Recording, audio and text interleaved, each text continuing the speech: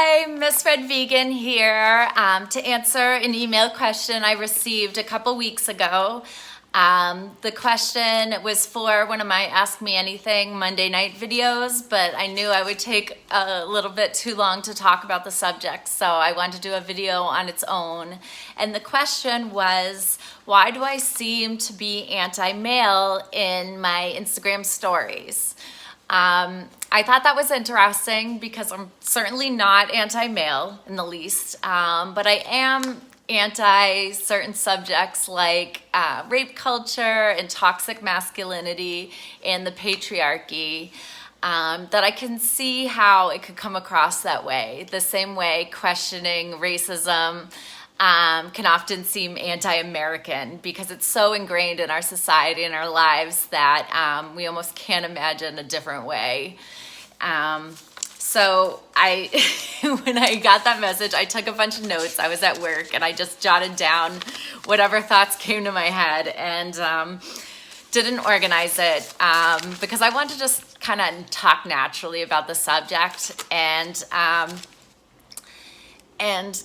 maybe get across some of the things that go into those posts, the ideas that go into them.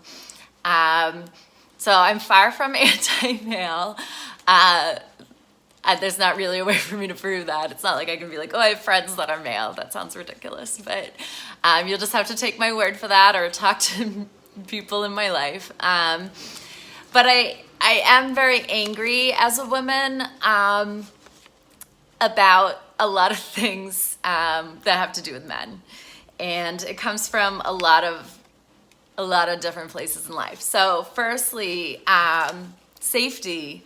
I'm very frustrated and angry that I feel unsafe outside at night, walking.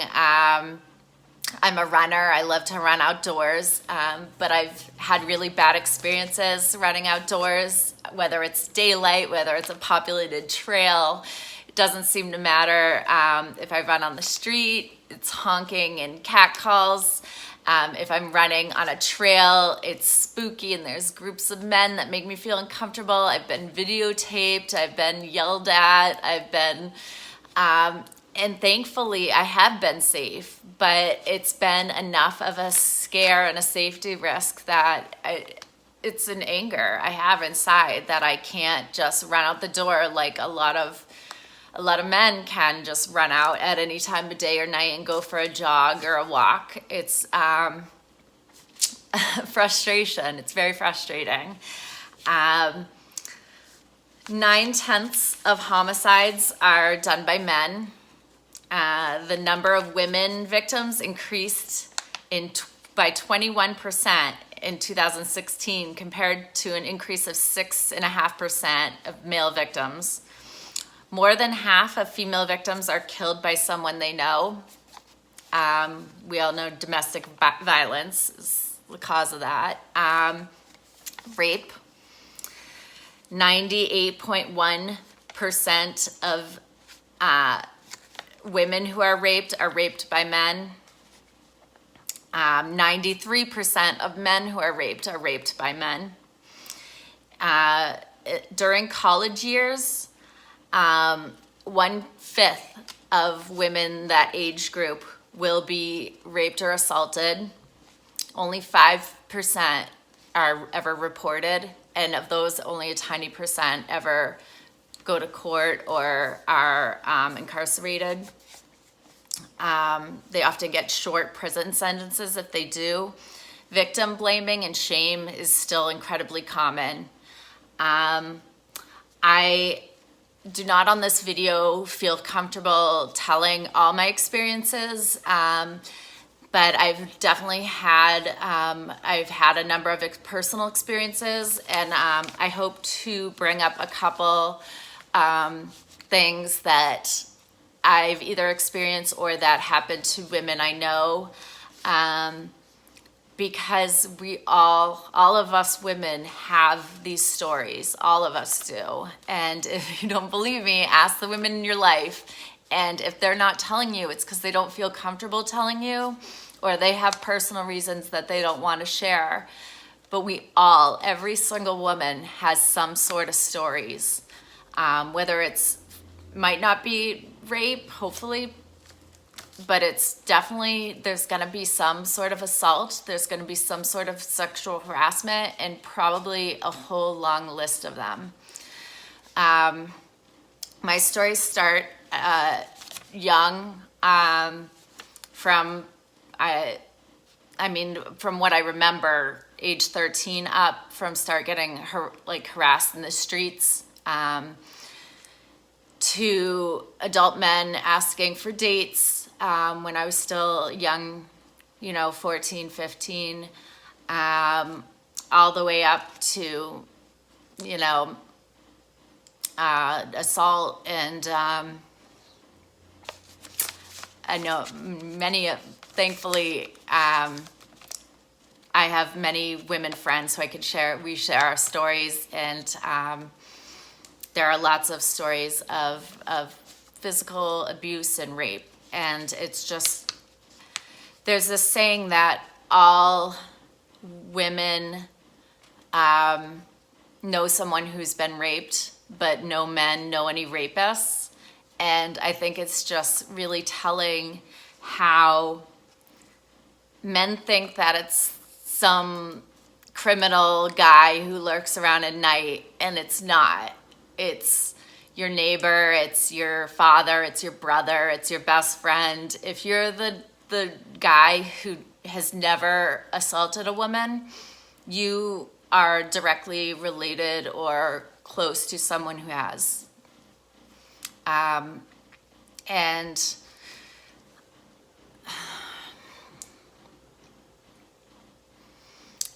know that's going to be hard for a lot of you to hear, and you're not going to believe me, and there's nothing I can say to make you believe me. It's just statistically, that's what it is. And I can tell you that many of the people in the stories I know are people that are just everyday people who no one would suspect as being, they're not criminals. They're not, they don't go to jail. They're not bad, seedy men. They're men who have done horrible things and never had the repercussions or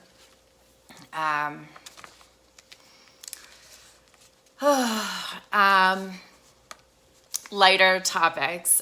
There's still a pay difference for men and women for the same job, and this is worldwide, but the statistics I'm talking about are for the US in particular. White women, I should say, still make 80 cents to the dollar that white men do, or that men do for the same job.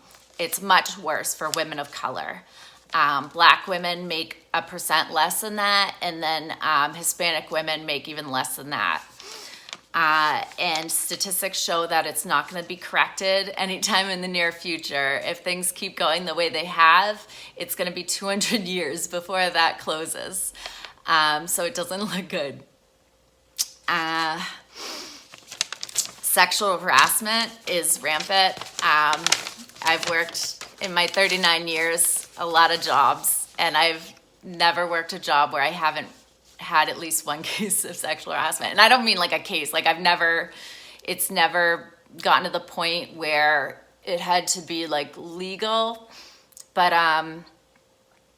like as far as going to a boss or anything, even that is rare. It has to be pretty bad for a woman to get to the point where they're going to complain about something, because the shame, there's still such a stigma and shame brought to women who make complaints. And so we don't. It's not in our best interest. We'll usually do other things like leave a job or somehow, find ways around it, but it's not common to even go to HR. Feminine hygiene products in 45 states are taxed as a luxury item, despite their necessity. It's ridiculous. They're already too expensive. They're already price gouging, and many women in poverty can't afford them. And it's unhygienic, and There's no good reason for it. Women in prison have a hard time getting the hygiene products that they need, and it's just unconscionable. If you do research, there's a lot of sexism found still in classrooms. Teachers call on boys more than girls. Girls who speak out of turn are told to keep down or got in trouble more than boys are. Parents show a bias from a young age, and this is regardless of geography. So even in places where we like to think we're above that, like in the East Coast, the West Coast, it still shows that parents of young children will Google, is my son a higher intelligence, or is my son a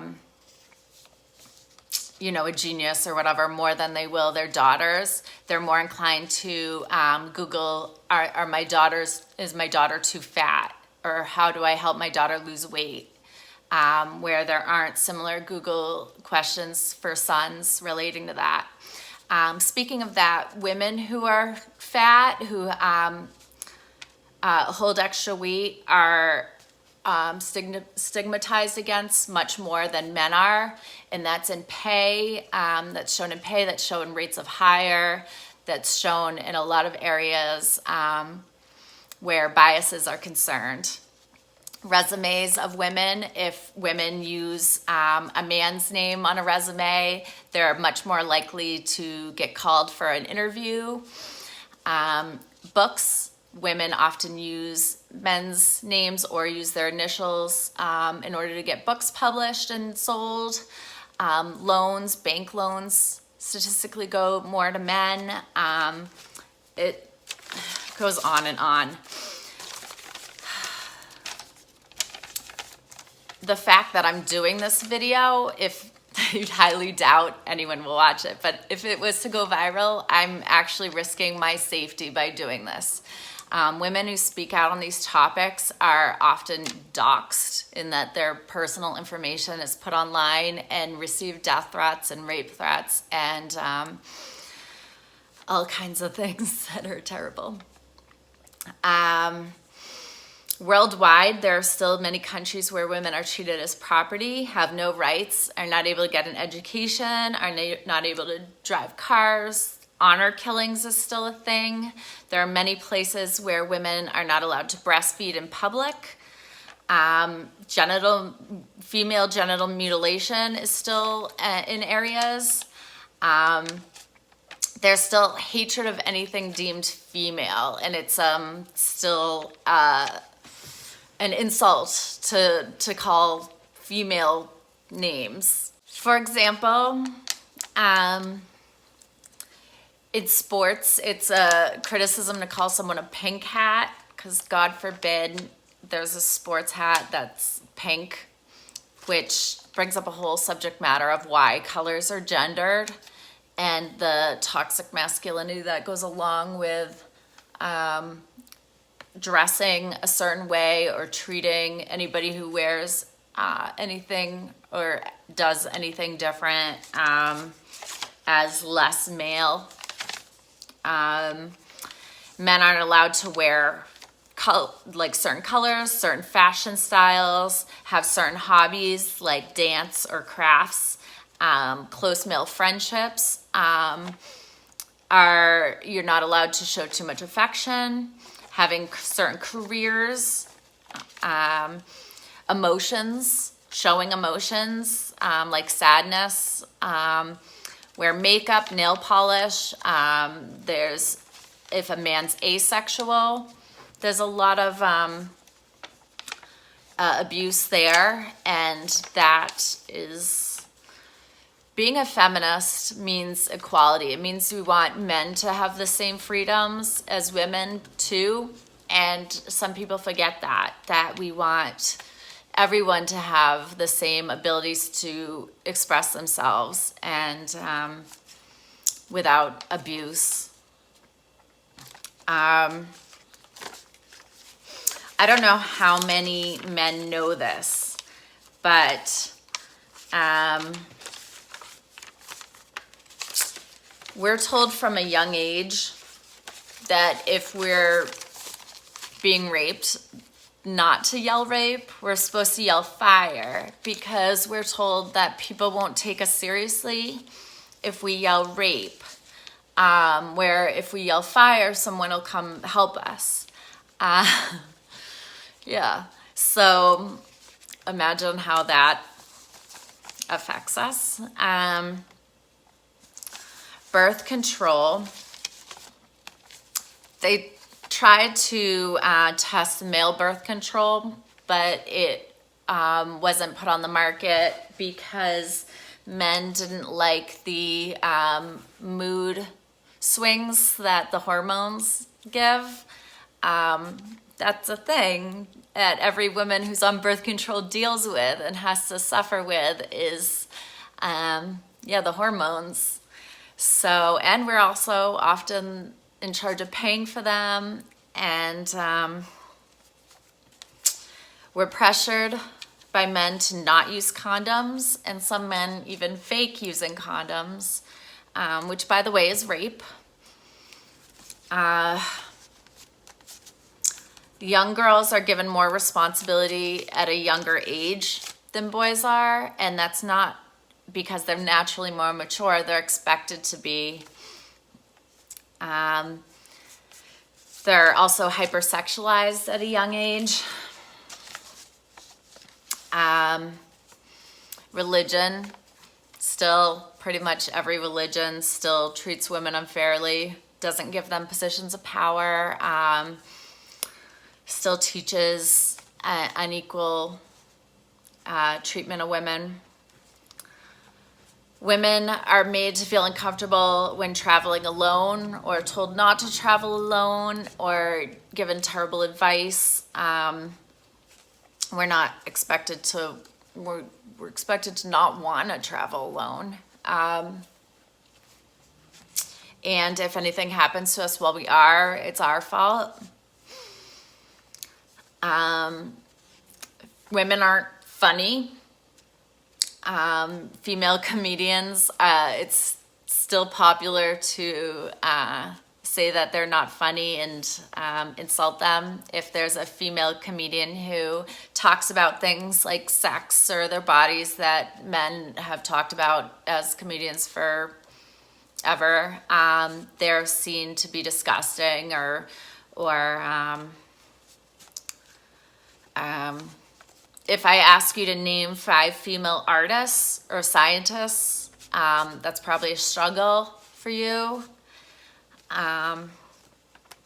If we're at a bar, we have to watch our drinks.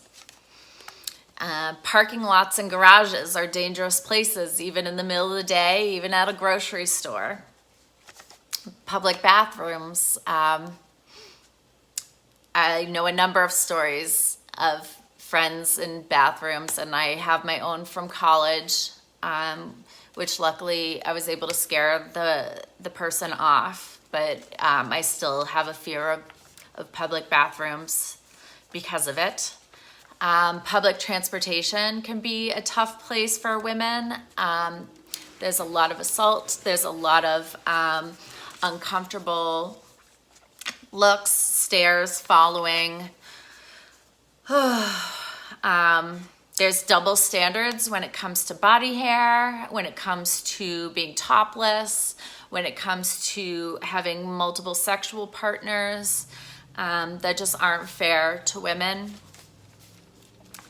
I'm still told to smile, whether on the street or in my pictures on Instagram. If I don't smile, I'm told I need to. Women are allowed to have full ranges of emotions, and they're not all to look pretty for you. Did you know that there are more men named John that run big companies than women?